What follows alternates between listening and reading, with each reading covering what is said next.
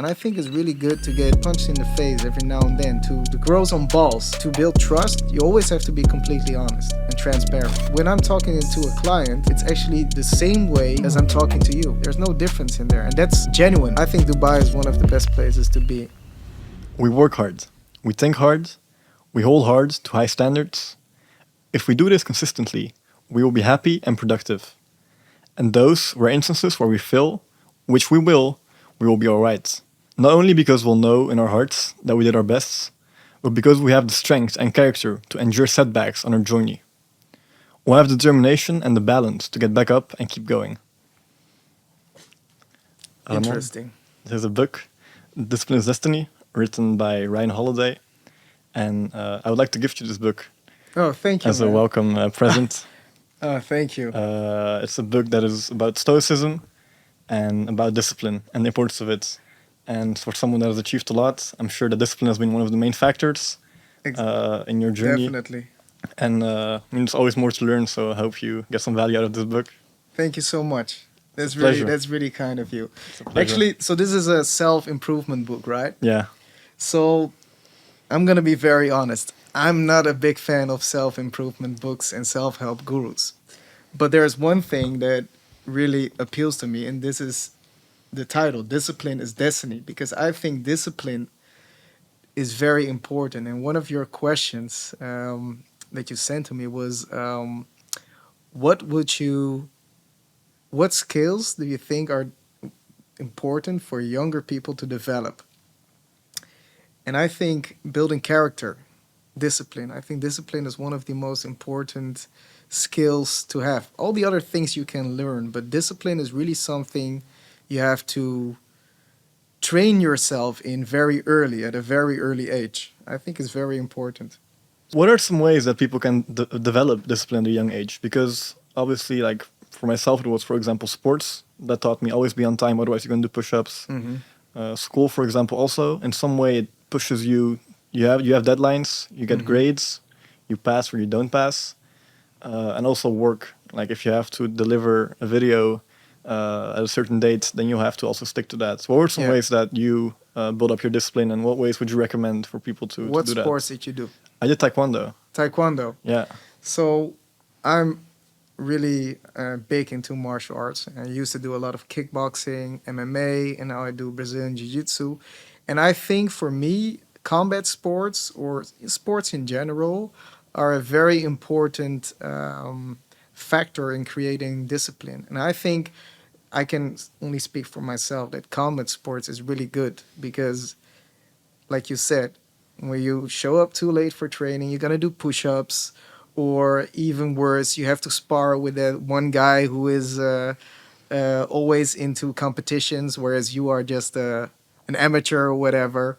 So I think for me, the kickboxing has told me a lot about life, about discipline in general, and how important it is that if indeed you put in consistently the work, that you will get results, and then it will translate. You will, if you're a smart guy and you think about it, it will also translate into the other aspects of your life. So from sports, the discipline you learn in sports, you will also put into practice at school or at work or in your business or maybe even in your social life. So for me, sports is one of the most, I would say, the most important factor.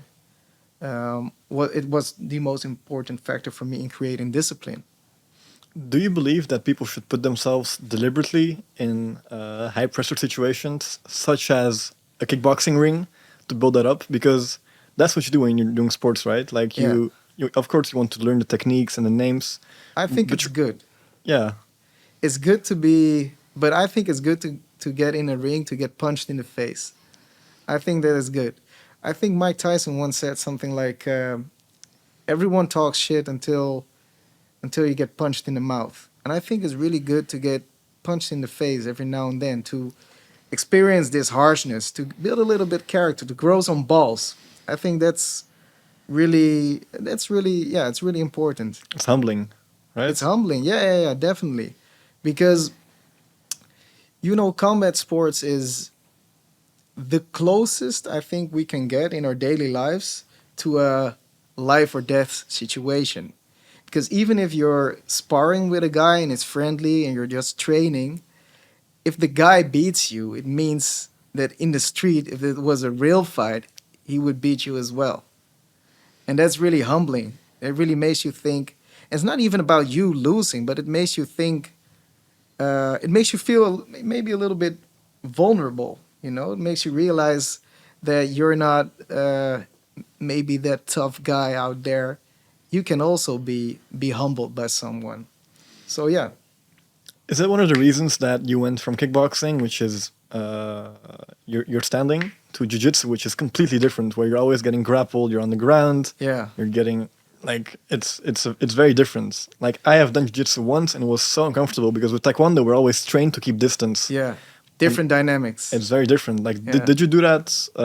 Was that a decision that you made yourself to put yourself again in a very uncomfortable situation, or were you just interested in sports? Because I'm sure that's Um, also one of the reasons. for me, it was back then, and I'm talking about, I think 5 or 6 years ago. I moved to Brazil, so I did an exchange for my studies in Brazil. So I was living there, and of course, Brazilian Jiu-Jitsu is very popular over there. So I thought, well, why not give it a try? And before I already did some MMA, and I already noticed that while I was, fighting, I could do the kickboxing part very well. But when it came to wrestling or to the grappling, it was, I couldn't do anything. It's a different dynamic. It's a whole different ball game. So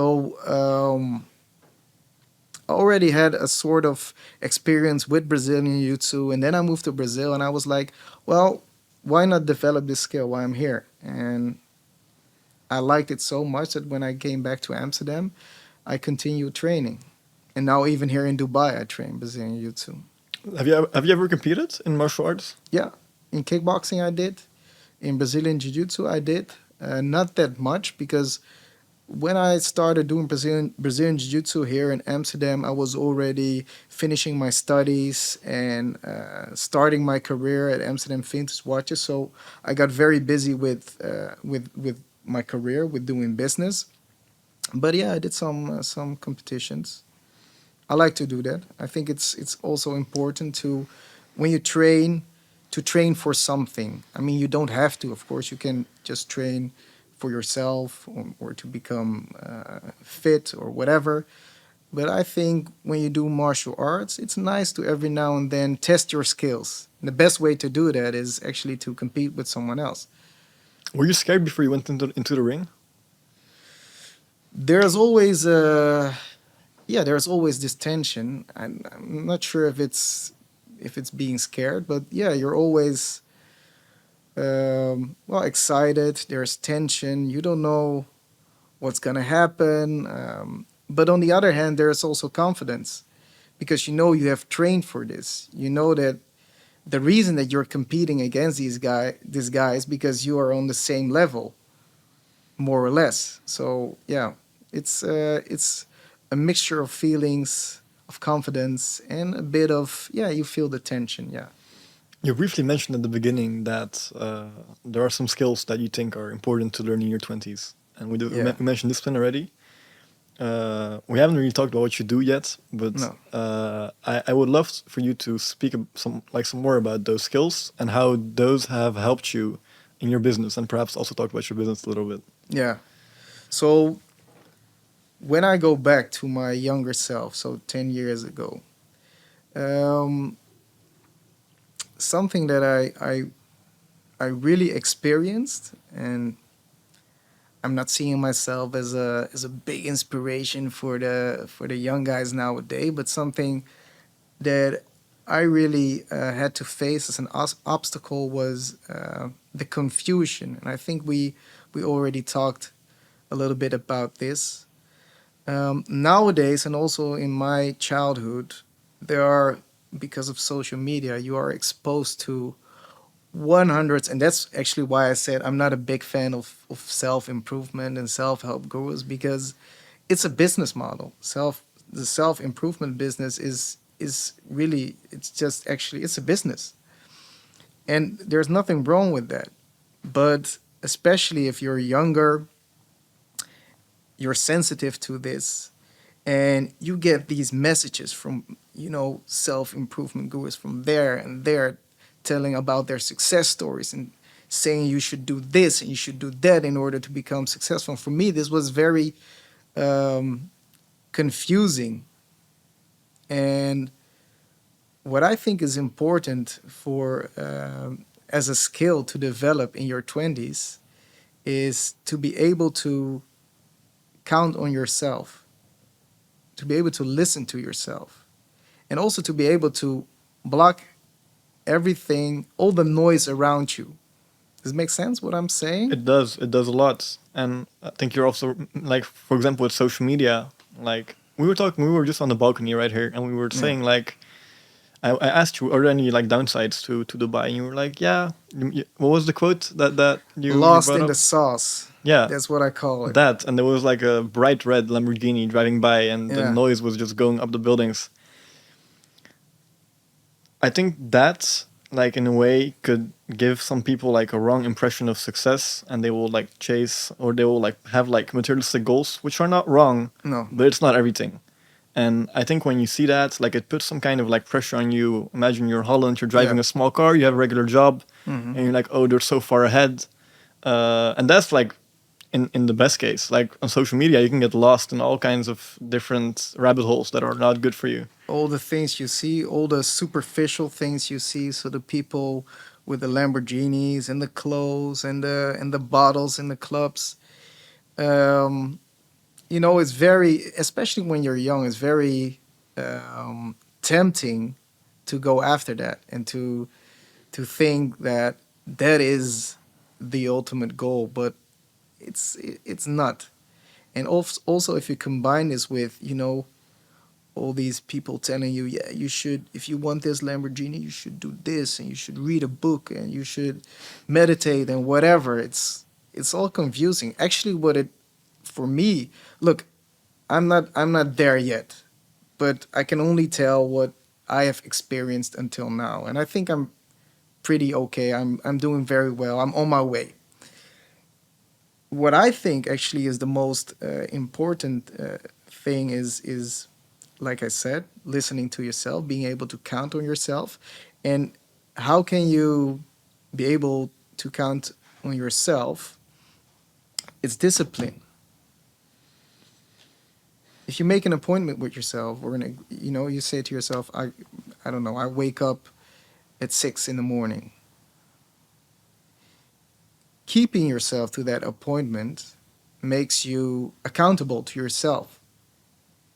And if you do this, if you implement this in your life and you start doing this more, and all the agreements you make with yourself, all the promises you make with yourself, you keep to them, it means that you will learn how to count on yourself. Actually, I think this is the most important factor. I think what you're referring to in a way is also compound interest, right? Because you're like, it's basically getting 1% better each day. If you tell yourself that you're going to do something the night before, doing it the next day already separates you from a large percent of people. Hmm. And if this, for example, if you would get like 1% better each day, like it's funny because the last guest said this. It's like if you get 1% better each day for 1 year, at the end of the year, you gotten 365% better, Definitely, it goes in small which is steps. incredible. And I think like the biggest hardship with that is patience. Also being able to Yeah, wait, see the right opportunities, know when it's your way to know when it's your turn to speak, like in a metaphorical way. yeah, Like you have to wait for your time, and you should yeah, also put yourself in a position where you can experience that. yeah. Oh, that's true. Um, Patience is indeed a very important aspect, and if because I remember one of the questions is I think you asked what would you say to the younger Ramon, and literally the only thing I would say is it will all be fine. Because it's really like this: if you build character, So discipline, which means you work hard. And it doesn't matter what you do, by the way. But this is another thing because when I was young, all the successful people told me, yeah, you should work hard, and I was like, yeah, but on what? What should I work hard on? I didn't know because I was just, doing my school, and I had a part-time job, and I was like, on what should I work hard? But it doesn't matter on what you're working, but if you create work ethic, character, discipline again, work ethic. So it doesn't matter if you're working as in a supermarket or whatever, but if you, this is what I did, huh? I can only speak for myself. If you perform your job with the utmost care, like if you're really doing it like your life depends on it, you create work ethic, and it doesn't matter what you do. If you do this, you work hard. Eventually, I think it will all be fine. So you're talking about your younger self and the advice that you would give your younger self. Mm-hmm. What were some jobs that you were doing at the beginning that helped you develop that work ethic that now you have been able to translate into the business ventures that you're pursuing now? Sales, sales, yeah. So what I did, I had a sales job, and I was selling memberships for charity organizations like Amnesty International. So we literally rang the doorbell. We were those annoying guys. While you were having dinner, the doorbell rang, and we were there like, "Hey, we're here for charity organization, and you want to become a member." And but this is cold sales, and cold sales is really good for developing character because, man, you don't want to know how often people smashed the door in my face or yelled at me or were like, or were even cursing and stuff. You had to go through this all. But in the end, when you closed like 5 memberships of like the hundreds of people, the hundreds of doors you passed by, it was a great feeling because you made money. It paid very well. And I think because of my sales job, I really learned how to be persistent, to proceed, to go through. Um, and next to that, I always tried to keep multiple jobs at a time. So I was having my sales job, but next to that, I also was working at Domino's and delivering pizzas, for example. I think for me, this was because a lot of people, they joke about this, right? Ah, you're a pizza delivery guy, Domino's. But for me, it was really my sales job was really like intense because you really have to be prepared to go out there in the rain, in the cold. It doesn't matter, and ring that doorbell. And being a delivery guy was like really easy. Was like really, for me, there was a balance between those two, and I always tried to keep those two at the same time, so I could, if I wanted to work and make money, but in a relaxing way, I did my pizza job. And if and every Saturday, it was always on Saturday, the sales job, I knew I had to be prepared to go through a lot of shit. But in the end, I would make a lot of money. But my sales job was definitely very helpful. It's a good skill that everyone should develop, right? Like we were talking about different skills, patience, discipline, and then if we can like some, of course there are many different niches. Like you can go in all different branches, but sales is always a good quality to have, right? Like being able to Definitely. persuade someone to do something Hmm. in a good way, of course, not manipulative. It can be useful for everything, right? Definitely, sales is everything, actually. I mean, when I'm talking to you, even though it's maybe subconscious, I'm selling. And when you were approaching me for the podcast, you were selling. Yeah. Everything is sales. It's also very important in networking, sales, We, because what you're actually doing is selling yourself or selling your company or the business you're in or whatever. could you talk about the study you were doing because you were doing something that was related to business, right? International business. Yeah. Do you feel like you had realistic approach to sales in that study, or did it not cover it at all? No, didn't cover sales that much. To be honest, if I look back at my studies, it was not really. It's international business is very general, so there are many subjects you get taught every day: accounting, marketing, management, cross-cultural analysis. So many different subjects. But in the end, I felt a little bit like a jack of all trades, but a master of none. So it was not really, my studies were not really helpful. It's better, I think, if you study, because I do think that studying could be very helpful, but I think it's better to choose a niche, to choose something specific instead of something very general. Because in the end, if you do something very general, you don't learn that much of something. Just it's all very broad. And you ended up choosing a niche, right? Yeah. And I even chose a niche in a niche, I think. When people ask me, what do you do? I always say, I find watches no one else can find. I think this is, it sounds very cool. But so what I basically do is I'm a watch dealer. I buy and sell watches, but not regular watches. I buy and sell vintage watches, and not the common vintage watches, but the very special and rare ones. So the vintage watches that I deal in are, for example, the ones that are limited to three pieces in the world, for example. Um, and this is really what I like to do. This is my niche. What is the most crazy thing you've done to get your hands on a very special watch that one of your clients wanted sourced? But to be honest, I mean, watch dealing is adventurous, but it's not that crazy. It's not like that I had to go to I don't know, India, to a small village where this guy was with a very special watch who had it for generations. No, it's not like that. But what I do on a daily basis is, or not on a daily basis, but on a weekly basis, is I travel a lot.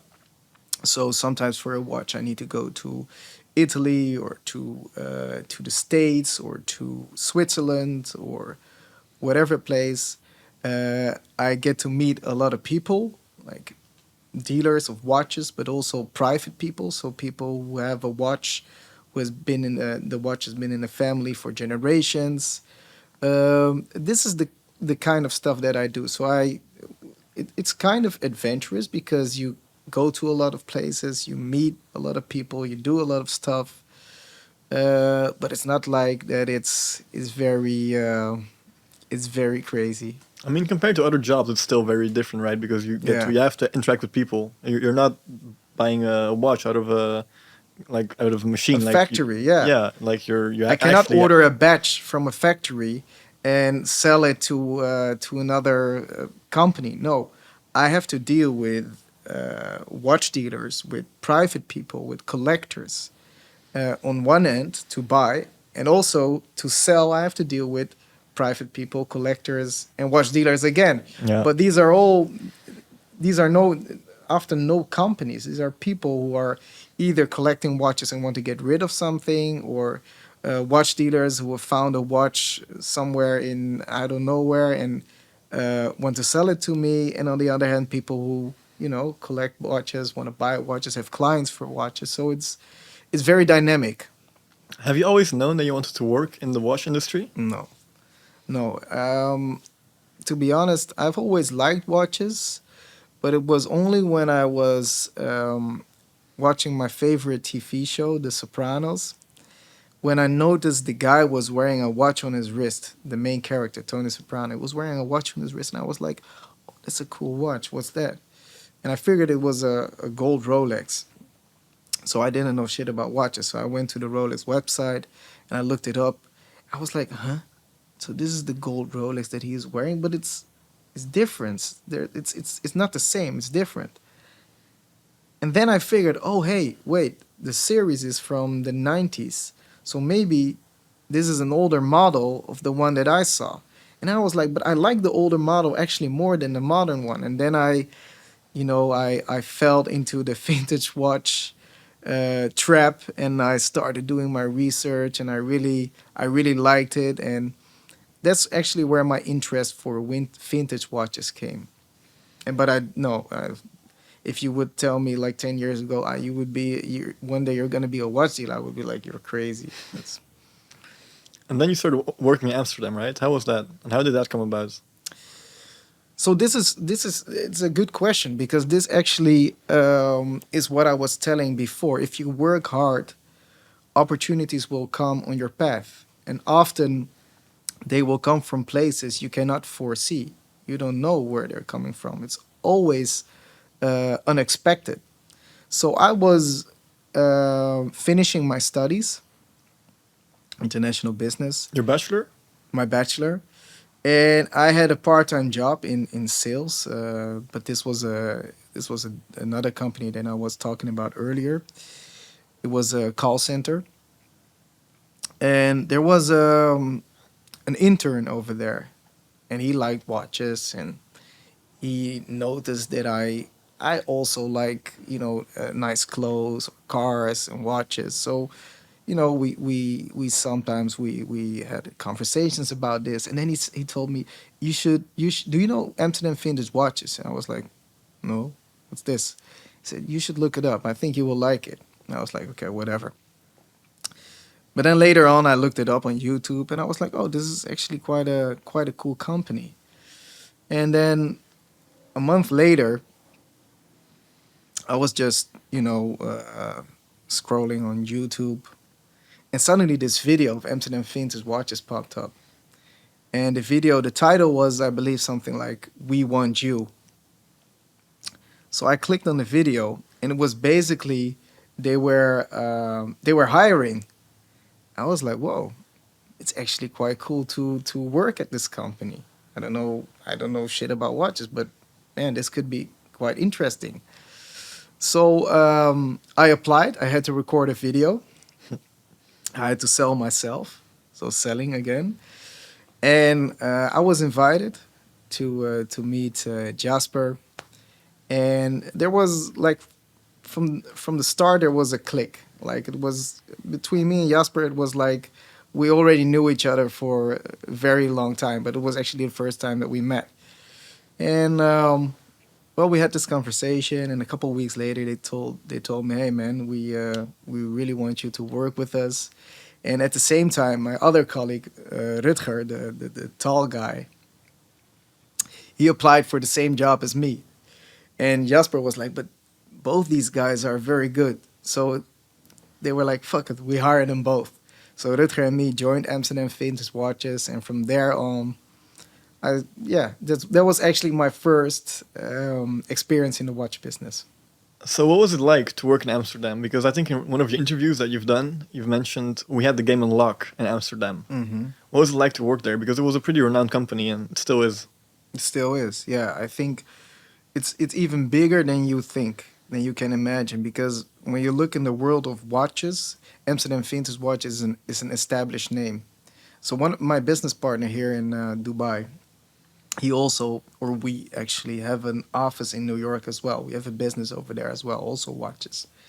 And he goes there to the Diamond District, where all the the the traditional watch dealers are, and even they in the Diamond District in New York, they know Amsterdam Vintage Watches. He always tells me this, that I always ask them, do you know Amsterdam Vintage Watches? And they're like, oh yeah, the guys from Amsterdam, yeah, they're pretty cool, they're doing all right. So it's bigger than most people can imagine. In the world of watches, I think Amsterdam Vintage Watches is really among the top 5 dealers. And yeah, what was it like? It was crazy. It was I'd never experienced something like this, because I'm from a very humble background, and then all of a sudden I'm here in this luxury, and there's watches and people with money, and the first time I sold a watch, like my first sale at Amsterdam Vintage Watches, I sold a watch of, it was only 5,000 euros or 4,000 euros or something. I was like, whoa, this guy has 4,000 euros to spend on a watch. I was like, this is crazy. And little did I know that now I'm selling watches for 1 million plus. It's really crazy actually if I think back of it. But Do, yeah, it was crazy working at Amsterdam Vintage because I was not used to that life and that lifestyle. It was all completely new for me. You know, all the trips that we did, all the social media and the sort of fame and the money and everything. It was crazy. what were some ingredients that make that place so special? Trust, a very tight team of people who trust each other. I still Jasper and Rutger are like my brothers. Even though I'm here in Dubai with my own business, I'm still very cool with these guys. We're doing it as a sort of partnership. I think trust is the most important factor. And also, this is also something very important because um, to build trust, you have to be honest. And I think what I learned at Amsterdam Vintage Watches is to always be very honest. You know, Jasper, for example, the videos that he's talking about rappers and their watches and sometimes even the fake watches. But he really is like that. He's just an honest guy. If he doesn't like the watch that you're wearing, you're asking him whether you like it, and he doesn't like it. He said no. He's like that. And this is something that I had to learn over there. That you have to be to build trust. You always have to be completely honest and transparent. Is that one of the other skills that you would add to the list? Being honest. Yeah, because I think like in a way, especially in today's world, like telling white lies, like just small lies that compound over time, like Mhm. that's a big danger. Mhm. At least that's the way I've experienced myself. Like for example, with my parents or school, every time I like changed like a very small detail in a story, it bit me back like 1 year later, 2 years later, Yeah. and I think having a habit of always being completely transparent is very valuable and it's something that you don't see very often, at least Yeah. my experience. You don't see it very often. That's true. And I think it's very important. And it's something you have to learn because in the end, if you're always completely transparent and honest, some people will not like you, but at least everybody will know what they can expect from you. What was one of the lessons that you've learned from working there? I'm sure there are many, but what is something that really stuck to you?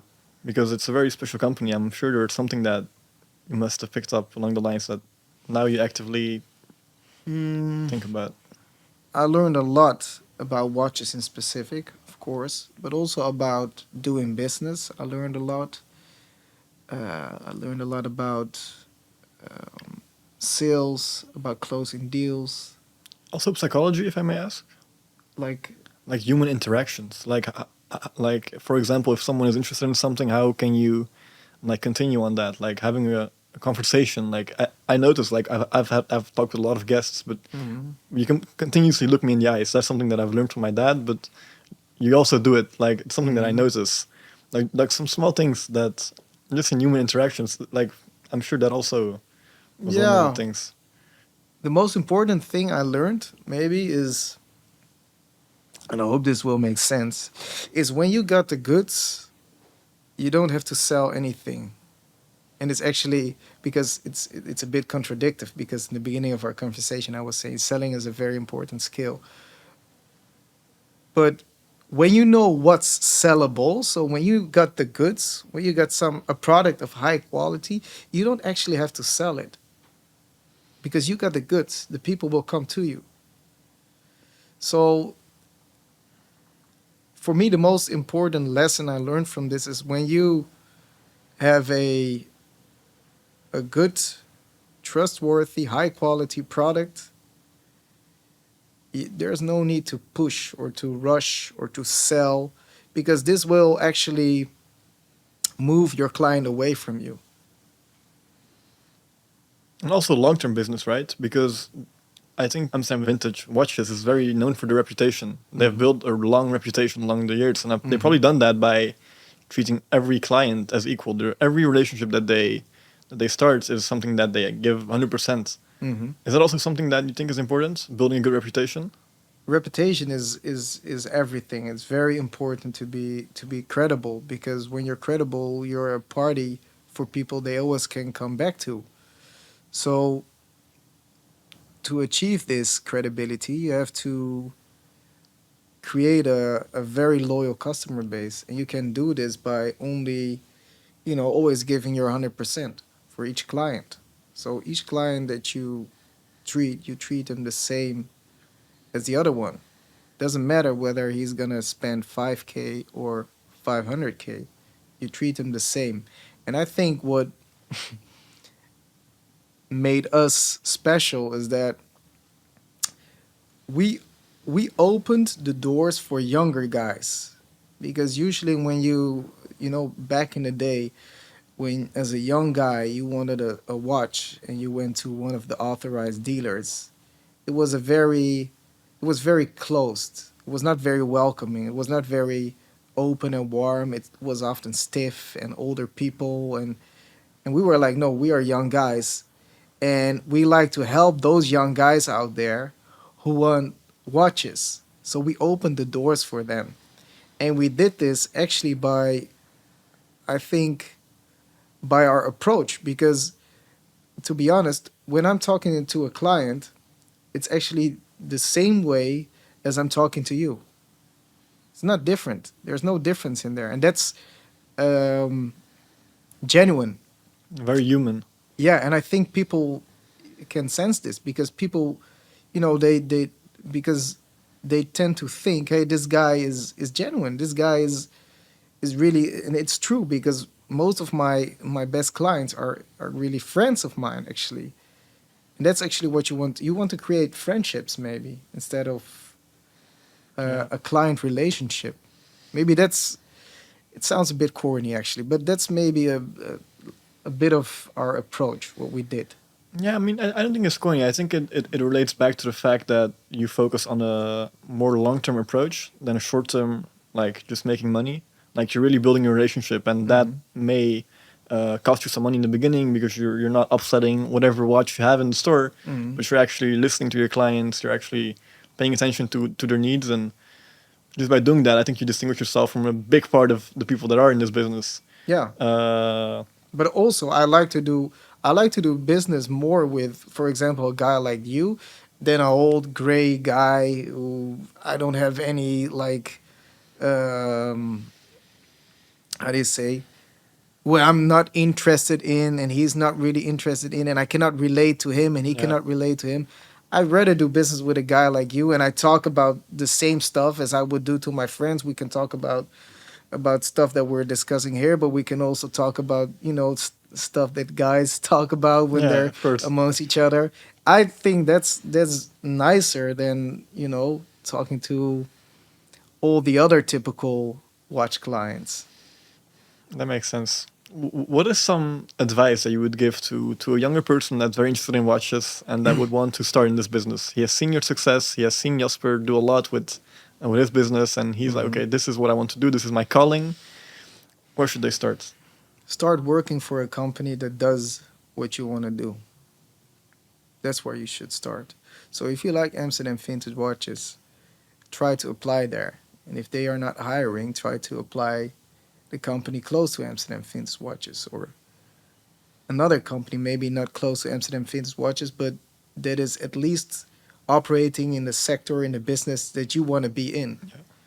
And here you can learn the tricks of the trade. Here you can learn and build experience, um, create a network, gain knowledge. You can learn everything here, and then when you've built up a decent track record, and you've, your own customer base, or you've gained a lot of experience by doing a lot of business, and if you have the ambition to start for yourself, you can do it then. But first, I would say start working for someone who, or a company who does what you want to do. You think it's important to have a mentor in life? Because it comes down to the same thing, right? It's Like the same thing. Yeah, you're saying absorb knowledge from something that's yeah, actually valuable. yeah. I think it's important. Yeah, Have yeah. you had mentors in your life? Obviously, you've worked at a very good company that certainly helped you a lot. Yeah, Were there other people that had a big impact on you? not so much. This is something that I maybe sort of missed in my life.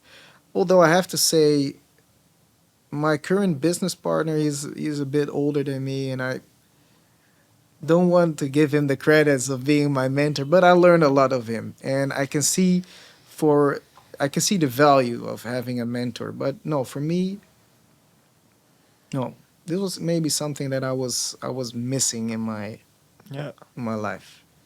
because you decided to move to Dubai to a certain point, right? Mm-hmm. And you moved your business here. I always like to make that step because like I'm sure you were very comfortable in Amsterdam, Mm-hmm. and then you decided to take some kind of leap of faith, Mm-hmm. go to another country, new possibilities, new people. What was that like? Well, I've always had ambition to live abroad. I mean, Amsterdam is nice, and especially in the Netherlands. I think it's a nice city. Uh, but I've always liked to, get exposed to other cultures, other people, other languages, other kitchens, um, or other cuisines. I mean, and yeah, for me, moving to Dubai was actually it was a very logical step. It made sense because I was already traveling a lot between Dubai and Amsterdam back and forth because most of my clients from the Netherlands migrated to Dubai. So to maintain this relationship, I was there a lot. So for me, it all made sense. It was the next step, moving to Dubai. I was here already every month. What was it like to live here? I mean, I think Dubai. Okay, so what's it like to live here? I think really, if you're a young guy and you want to make money, Dubai is the place to be. I really, I think it's one, to be honest, I think it's one of the best places in the world to be. And I've traveled quite some places. And of course, there are, Dubai it's not only glitter and glamour. Of course, it has some downsides, like maybe it's kind of superficial. Um, but really, if you're young and you have like entrepreneurial ambitions, you want to make money, you want to be exposed to other businesses and people making money, you want to build your network, Dubai is the place to be. Really, the quality of life here is high. Ease of doing business is it's very easy to do business here. Really, you could go to a restaurant, for example, in my business. I go to a restaurant, I see a guy wearing a nice watch. I go to him, I say, "Hey man, you're wearing a nice watch." And I get to talk with this guy, we exchange numbers, and the next day you contact him and boom, can be a client. It's really like this. This can happen because Dubai attracts people who want to make money or spend money or both. And this is quite perfect. If you're an entrepreneur like me, buying and selling watches, either people want to make money with you, so they're like, okay, maybe I have clients for your watches, or they want to spend money. They want to buy watches themselves. I think Dubai is one of the best places to be. Do you see yourself living here for a long time? For the coming 5 to 10 years, yes. Yes, I think so. Where do you think you and your business will be in 5 to 10 years? Eventually, I also want to extend my business to from watches to other collectible items. I actually am very interested in, for example, art or classic cars. And I think it's very nice to have a business in, let's say, 4 or 5 years that is not only focused on collectible watches from the past, but also collectible cars, collectible art, and to have a gallery, a museum maybe, where I can expose everything. I think that would be the next step in collector's gallery. That's so cool. Yeah. You're just hearing this, like I can completely imagine it. Yeah, no, but it's really actually when I was thinking of a company name, my business partner and I said to each other, we should not put watches in it because then it's only your business is only focused on watches. And we already had a sort of the vision that one day we want to extend business to other things like classic cars, like the very collectible cars or art or whatever. So we already had the vision of um, extending business to that before we set up the company. So this is actually where I eventually would like to go. It's very nice. I never knew that. I think no one like you haven't told it publicly. At least I haven't read it anywhere. So, No, but I can see it happening. I see it happening. Walking into a nice gallery with nice yeah, because music playing in the background, it's classical very unique music. here in Dubai. You don't have it. I mean, it's it's it's very unique because I think you don't have a place like this in the entire world, but especially in Dubai, which is very focused on modern Yeah, stuff and blingy, and it has to be just as new as possible.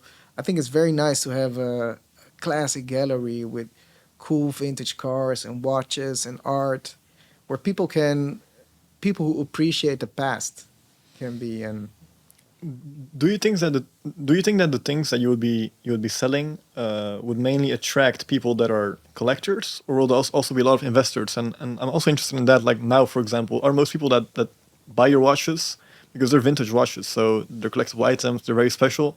Do people see it as more as an investment or something no. that they? No, not as an investment. I don't sell watches as investments. It's true that the watches that I sell are rare and collectible, so they are generally speaking good investments.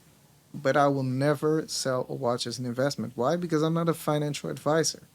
And I also think an investment is, for example, you invest in a company and that company satisfies a certain need, and if it does this well, your shares in that company, the price of it will rise. So the company does really does something. That's an investment. A watch doesn't do anything. It tells the time. Yeah, So to me, a watch is not. If it was a financial instrument, a watch would be a speculation, not an investment.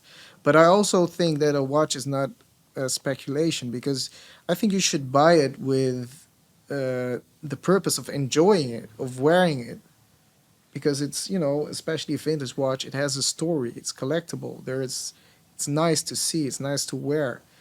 And I think if you buy something that you enjoy, it's always a good investment or speculation or whatever you want to call it. But I will never sell a watch as an investment. something I've heard a lot recently. I'm not an expert on this, so please correct me if I'm wrong. Is that a lot of people that have very nice watches are Mhm. scared to wear them. Mhm. Not in Dubai, but mostly in all the other places in the world, but Dubai. Mhm. Yeah. Uh, like, could you maybe elaborate a little bit on that and like explain how you see that and if that is something that you've experienced yourself? No, to be honest, a lot of people are talking about this like this is only happening recently, but this has always happened. People were always robbed for stuff. I mean, I think in Amsterdam back in the 80s and 90s, you could not even wear you were not able to wear a gold Rolex.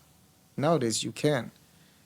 Yeah, the risk is there to get robbed, and that's shitty. I think that's really actually a downside of living in well Western cities like Amsterdam, but also London, also New York.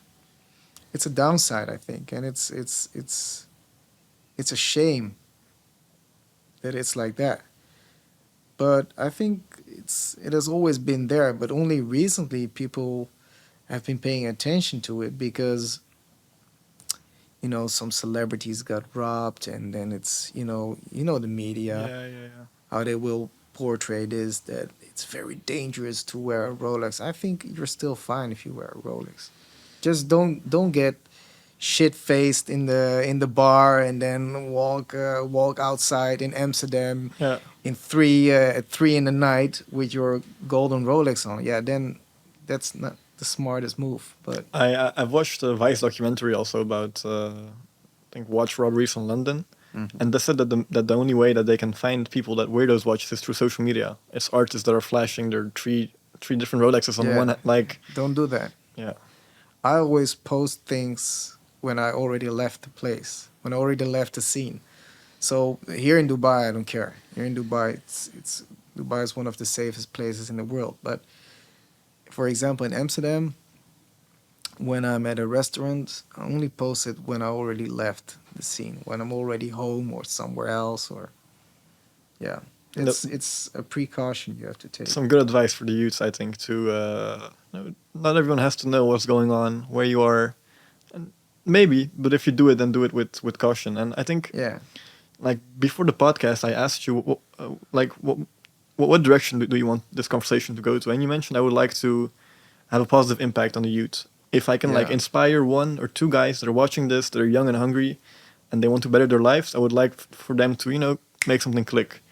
Is there yeah. some advice that for people that are listening to this and they're like, wow, like I can really relate to his story. I come from the same position, from a humble background, and I want to make something out of myself. What is something that you would tell them, and perhaps something that they can think about and implement in their life to uh, become successful one day? So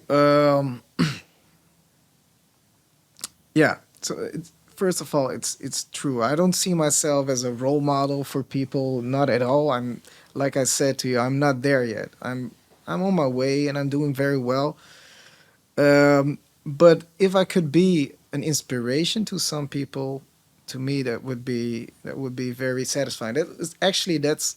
I mean, I think you're a cool guy, but to be honest, I only do podcasts if I know I'm gonna get business out of it. But the reason I like to do this is because I think the people that listen to your podcast, I think it's quite unique because you're talking or your public. These are guys I can relate to, because if I look back to the 10-year younger Ramon, I'm 29 now. So if I look back to when I was 18 or 19, I did not have role models like myself. The people I looked up to were, the rappers, because these were the only guys, or the hustlers even. These were the only guys in my environment that I saw who had the cars and the clothes and the girls, and they could do and go wherever they wanted. And that's what I wanted. I could relate more to them than to, and I'm not being racist here, but to a white businessman who was from a very different background than me, who had a very supportive family, a nice education, whereas I came from something completely different. So yeah, I think it's very nice for younger guys to maybe also have to see someone who did it in a different way. I mean, you don't have to be a rapper. You don't have to be an athlete. You don't have to be an influencer, and you don't have to be like some self-help guys are telling you. You don't have to be a high school dropout. I finished my education. I started working for a company as an employee, a simple sales clerk, and now I'm here, an entrepreneur. And I think one of the things that I want to give to them, or would like to give to them, is just keep working hard and have faith. Like, you asked me what would you say to the younger Ramon, and I told you I would say it will be fine, because eventually if you work hard, it will all be fine. Opportunities will come on your path. Really, it's that's how life works. You attract it, I think. Does that make sense? It does. It does. And like you mentioned fates. I'm interested with this was not in the question list, but if you'd like to answer it, are you someone that's spiritual? Do you believe there's something more? I'm very um, I'm very realistic. Okay. So I like facts. I like science. I like things I can see. But yeah, I do believe there is more, definitely there, and I do believe that if you're a good person, if you put in the right energy, you will receive. I really believe in the law of attraction, if you want, what people That's what call I was it that going to. way. Yeah. I really believe in that. Yeah, no, that's but it's not a question of belief. It's that's 100% true. When, for example, when I was living in Amsterdam and I wanted to go to Dubai, every morning when I woke up, I told myself, okay, I'm gonna live in Dubai. I want to live in Dubai. I don't know how I'm gonna do it, but I'm gonna live in Dubai. And then I was traveling to Dubai for my clients, and I was here, and I was like, man, I'm gonna live in this place. Every day I was saying this until I started believing this. And when you start believing it, you will say it to other people because first I only said it to myself, and then I was telling to other people, yeah, I actually want to go to Dubai because I think it's a very nice place to do business and blah blah blah. And then when you start putting out the word, the energy, and you're consistent with believing in it, an opportunity will come on your path. And now I'm here in Dubai, and that's because of the law of attraction, I think. Because to be honest, 1 year or 1 year and a half ago, I was saying to myself, I'm gonna live in Dubai, I'm gonna do business in Dubai, I'm gonna have my own company, I'm gonna make money. I did not know how. I was still working at Amsterdam Vintage Watches. I was an employee there. I was living in Amsterdam. And every morning I said to myself, I don't know how, but it's gonna happen. It's beautiful. I think you have a very nice career path, and also that like I think the thing that really made me want to like have this conversation is after I sent you the question list, you were like, I think there's a lot of noise right now in the market. Like Yeah, you see social media, things have to go fast. You have to be there. yeah, School, fuck that. It's not important. Like yeah. just work. Like, and I'm a third year architecture student. I worked my ass off to get into the uni. It's pretty like it's highly ranked. It's TU Delft in Holland, and like I always felt like yeah, maybe I'll just stop uni. Like maybe I'll just stop and I'll just do some work. But then I Mm, was like, no, I think I started this. I need to finish it, and I'll just be patient. Like everything will mhm, come with in the right time. And just hearing people say that it's possible to do both, to be successful and also just have a degree, or to like work as an employee and to learn and then to do your own thing. Like I think entrepreneurship is very glorified, but people mm, never talk about the hardships. Talk about yeah the lawyers, the taxes, all the things that you have to do. Like if you're an mm. entrepreneur, you're doing 20 things. You're not just selling watches. You're No, selling watches is just a small yeah, part of the things that I do on a daily basis. yeah.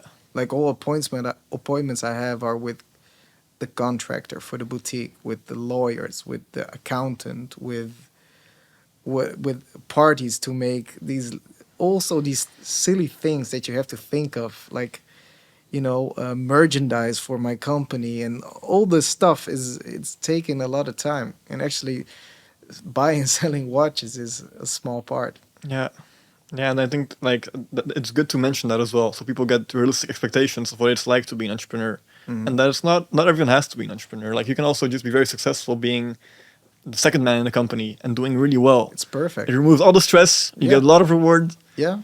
I and can I can imagine that for a lot of people that's perfect, and I think you know like what you're saying nowadays, people you're only good if you're an entrepreneur.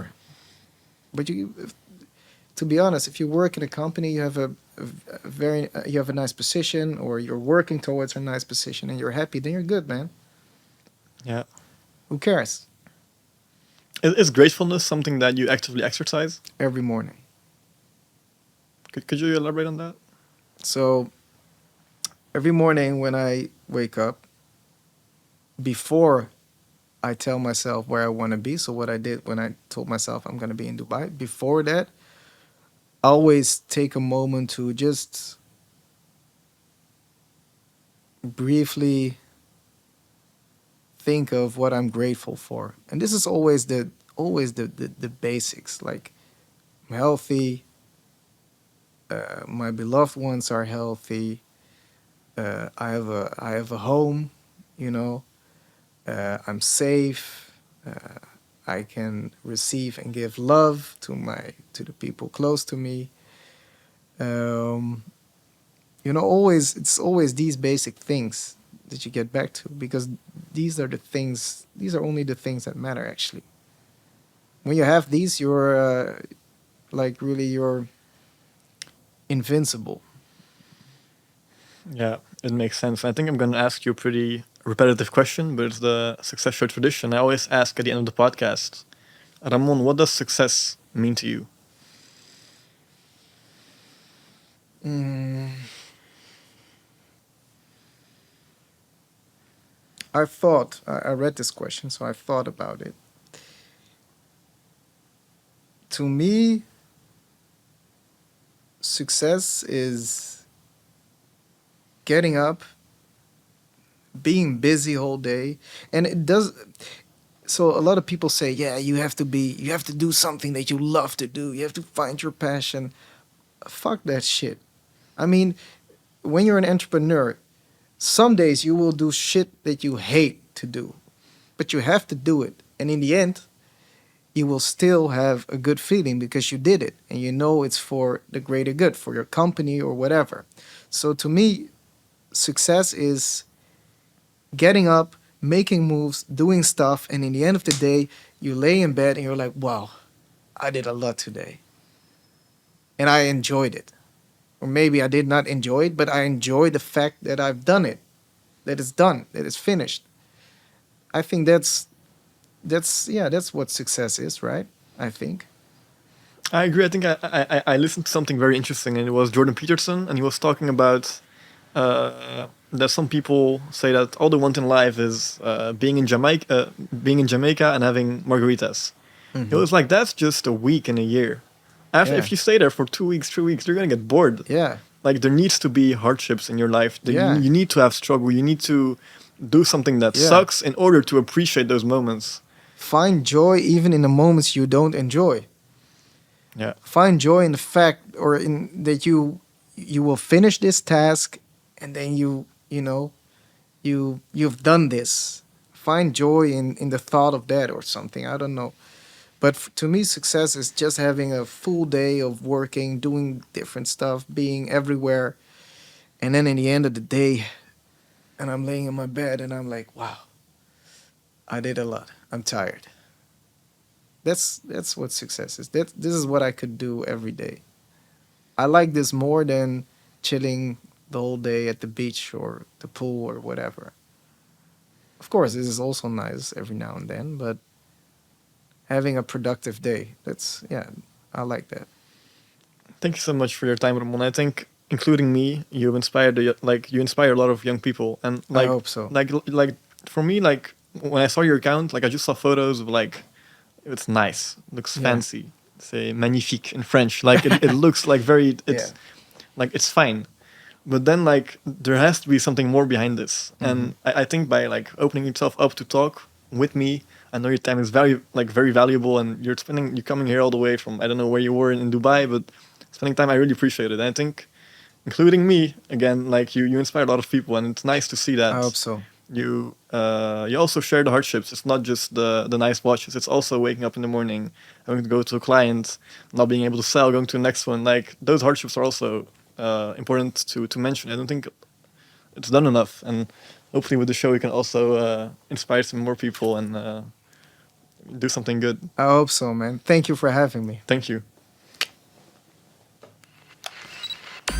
I'm the most brutal and vicious and most ruthless champion there's ever been. Yesterday, you said tomorrow. So just do it! You should be a monster, and